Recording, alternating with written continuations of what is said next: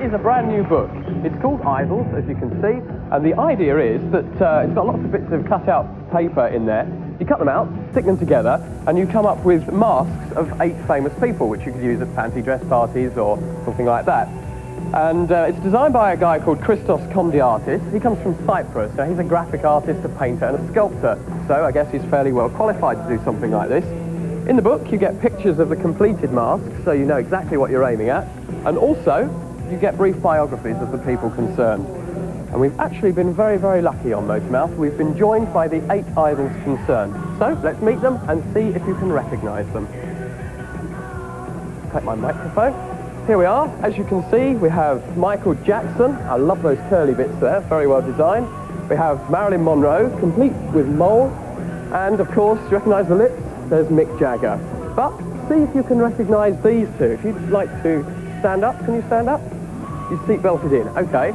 See if you can recognise who this is. Any ideas? Who do you think it is? Don't know. Well, it is in fact James Dean. Next to James, we have, well, who have we got? Do you recognise that? No. Don't know who that is. That is in fact Elizabeth Taylor. Also, we've got Elvis Presley, complete with quiff. We've got John Lennon, and at the end, we've got Humphrey Bogart. Well, those are the masks. They don't look exactly like the famous people concerned. I mean, I guess if you wanted pictures, you'd probably go out and buy a decent poster or photograph.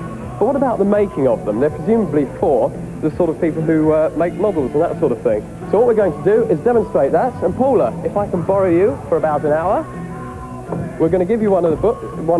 We're going to give you some glue, and we're going to see what you make of it. There's your book, there's your glue, and we'll come back to you in about an hour's time. Recently, our Motormouth crew went to Moscow to film a sport aid. While they were there, they had themselves a good time. Oh, and Dobro Otro Sovietsky. Governor.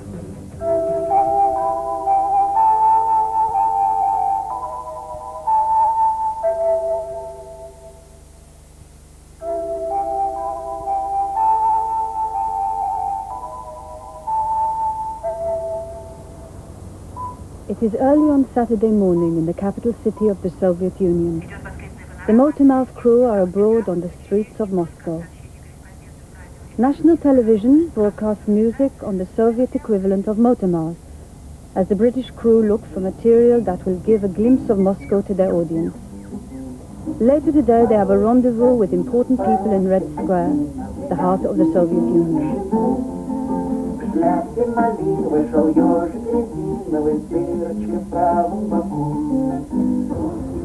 And now it is time for the meeting. The crew's car carries them towards the beautiful Cathedral of St. Basil that dominates Red Square, the location for their rendezvous.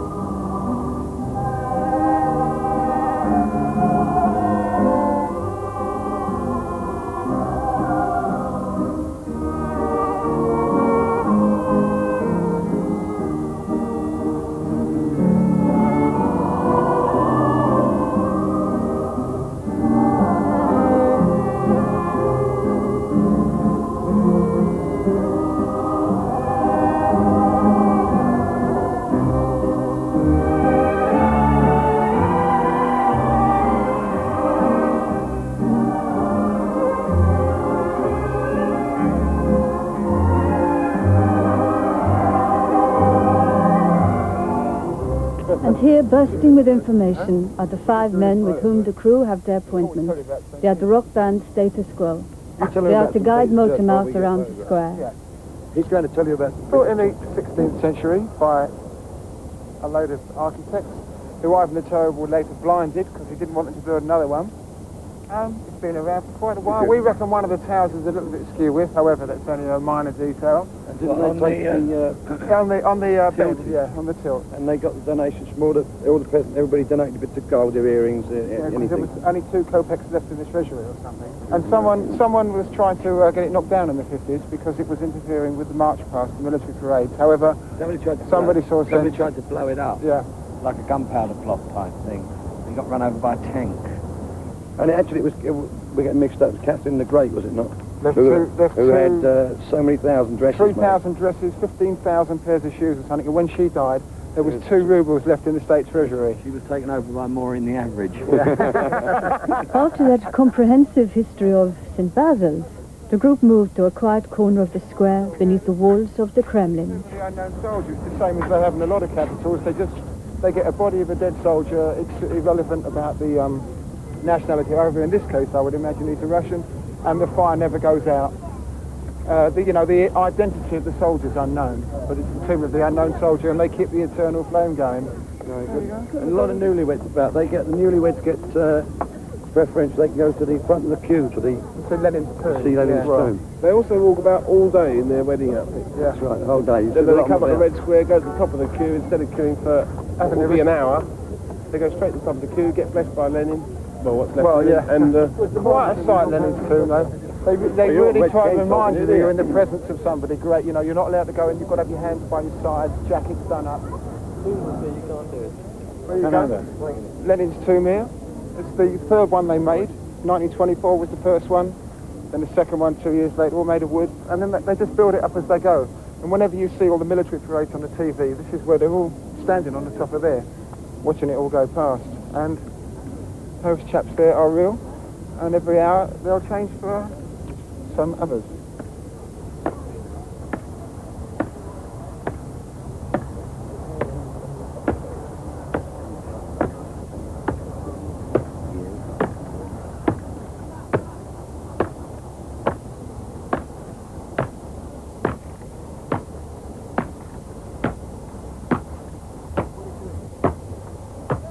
They're changing the guard on Lenin's tomb. It's quite an awesome march, you know. It's quite a frightening march, you know. They change it on the hour, every hour. You'll notice when they get down to the far end there, the timing is so precise as to when they leave the gate as when they get to the tomb. They stand there for not more than 4 or 5 seconds, and the clock sounds. So precise. Every young soldier has a chance to guard Lenin's tomb for 1 hour. From the outside, the experienced soldiers are downstairs in the actual crypt, but every young recruit gets a chance to guard the tomb once in his life.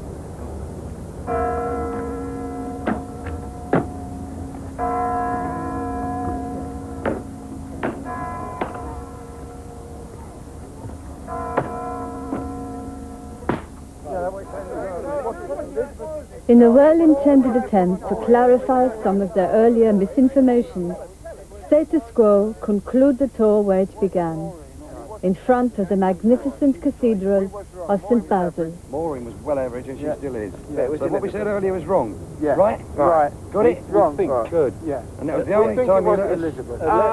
it was Catherine, Elizabeth. Was it? Catherine the average. Pardon? No. Yes, who had all the frocks, all the shoes, and who left the 2 rubles in the kitty. No. When she... No. When they...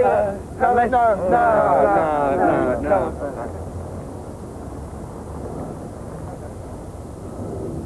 Quo still rocking away there. Now, someone who's been rocking longer than them is Chuck Berry. The film Hail, Hail, Rock and Roll is about Chuck Berry. It's now out on video, and we've got 2 to give away in the competition. Have a look at this clip and see if you can answer the question. By the way, Chuck Berry is 62 years old next week.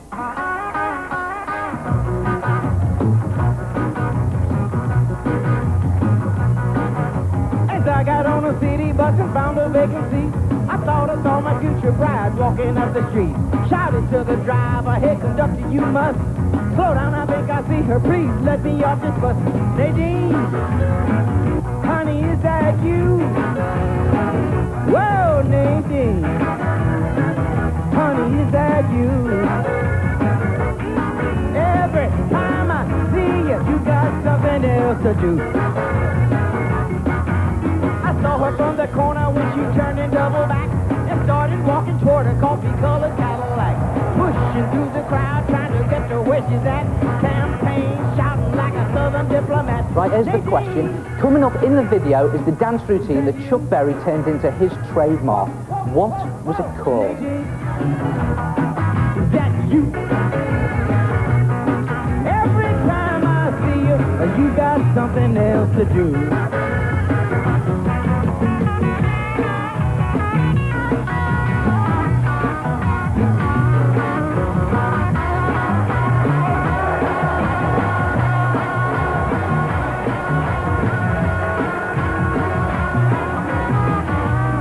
You know what Chuck's dance routine is called, and you want the video, write to us at Motormouth, PO Box 1, Maidstone, Kent, ME14 5LL.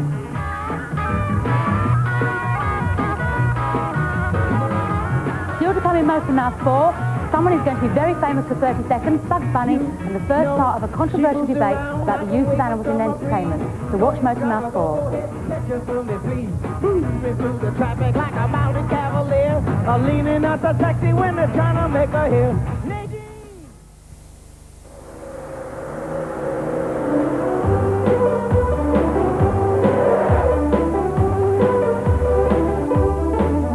Thank you, madam. Thank you.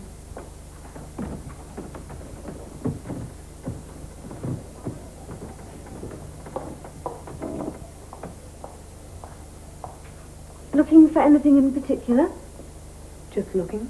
Fine. Actually, Yes? I was looking for something for a cruise. You going away then? Just the Caribbean. How dreary. Mind you, I can't even afford a cruise on the Thames at the moment. Yes, Cheska told me you were having problems. Boutique not doing too well. Oh, the boutique's fine.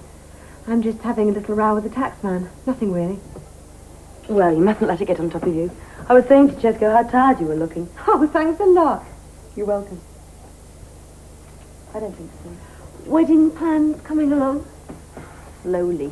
You know what Chesko's like. A child. Yes, but a very cute one. He sometimes reminds me of a lost puppy.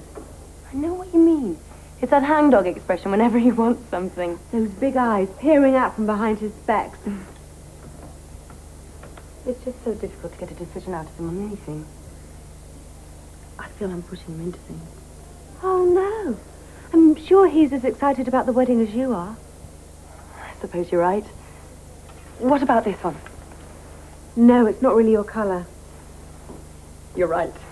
You need something in a bright print. Linen, loose and cool. Exactly. I haven't got anything like that in. We're still stocking our autumn range. I tell you what. There's this wonderful little designer place in town. It'll have just what you're after. I could show you this afternoon if you like. Really? That would be great. No problem. I'll see you later then, Lucinda. Call me Lucy. Okay, Lucy. This afternoon then. Ciao. Bye. Ah, how's it going, Cheska? I shouldn't have to do this, you know. This is menial work. Some menial should be doing it. Well, as you so kindly pointed out earlier, Jimmy is having his weekend off. Someone has to cover his job. Yeah, why is it always me? I've got Mazzy here. I've hardly seen her. Oh, yes, the blushing bride. Wedding arrangements going to plan? Like a runaway train. Jolly good. Marvellous thing, marriage. The joining together for life of two people in a blissful union. Yeah, it's all right if you like that sort of thing. Yeah, it's a partnership, you see. You have to share out the business of running your lives, give and take. Yeah. No, I don't think Mazzy and I could do that. Oh, of course you could. I mean, Angela's not the easiest of women at times, but we've managed. Mind you, it wasn't easy at the beginning. Her family never really approved of me, you know. They wanted her to marry Eric Simpson. He was training to be a dentist. Angela's mother always had a fascination with the medical sciences. Yeah, but she didn't. Marry Eric Simpson. Oh, no, headstrong girl, Angela, couldn't be told what to do. She set her sights on me, and here I am. Mazzy's the same. Mind you, I wouldn't be where I am today without her, behind every successful man and all that. Maybe I'm just one of nature's bachelors. Oh, nonsense. Mazzy will do you good. Give meaning to your life. I don't want it. I don't want to get married. I don't want to get married, Hilary. What can I do? I don't want to get married. Steady on, Chisco. There are guests about. I'm sorry. Sorry. I'm afraid to be trapped for the rest of my life. I can't go through with it. You'll have to tell her then. I can't. Of course you can. Summon up your courage. Lay your cards on the table. Make a clean breast of it. She'll be cross. Oh, yes. I'll do it. I'll go and tell her now. That's the spirit. Don't let anybody push you around. Can I help you? No, thanks. Should you be back there? No, it's wet. I'm just checking which room one of the guests is in. Or maybe I can help. Maybe. Who are you looking for? Mazzy LaRoche. Mazzy? Are Are you a friend of hers? Oh, I will be. Ah, there she is, room 7. That's all I needed. Is she up to? Have you seen Maddie? Oh, she's a popular girl this morning. Sorry. Never mind. Hiya. I can't make her out at all. Can I have a word with you? It's her phone. Matty LaRoche? Didn't open. Do you want to clean the room or something? With a guitar? A guitar? Yes. My name is Tracy Fletcher and you are in luck. I am? I'm going to play you a few songs. I really haven't got time.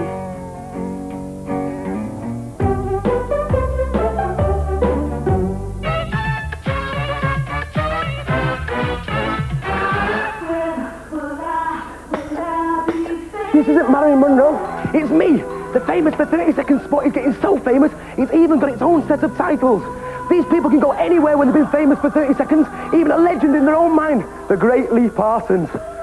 Say no more. Last week, Robert Peerless was jostled and bostled. People tried to get his autograph that the security team refused to take any further responsibility. So this week, we're not only making someone famous for 30 seconds, but hopefully safe for 30 seconds. This is great Michelle Dakin. She must be there somewhere. Michelle Dakin, you're in there. I think the safest place will be to join you. Hello, darling, how are you? You okay? The camera's in there, Keith. How does it feel like being famous for 30 seconds? Fantastic! You look absolutely brilliant. I'm sorry about the surroundings, but these people are trying to get your autograph. Get back, leave it alone. As always, Michelle, we've got you the sunglasses. So these people won't recognise you, put them on. And we've got you a pen so you can give them the autograph. If they want you. And we've got for you